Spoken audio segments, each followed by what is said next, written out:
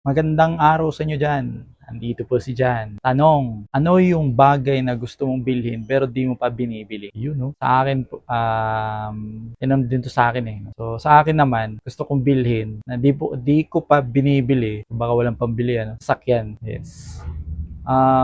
Matagal-tagal na ring planong bumili ng sasakyan, gustong bumili, gusto nang magkaroon, pero, aside sa medyo alanganin pa, talagang pinagpaplanuhan din namin ng maayos. Ayaw din siyempre nasa kumbaga takbo ng isip natin, ayaw nating bumili ng isang bagay na magiging liability. So, kumbaga assets versus liability tayo. So, if ever man kukuha ng sasakyan, sana maging maging asset, hindi yung naglabas ka na nga ng pera para makabili ng isang bagay, mas lalo pang gagastusan mo ng araw-araw, buwan-buwan. So, talagang malaking liability yan if ever man. So, kaya pinagpaplanuhan talaga namin ng maayos kung plano ng mga gagawin para makuha itong bagay na 'to, 'no? Tsaka namin bibilhin. Iyon 'no.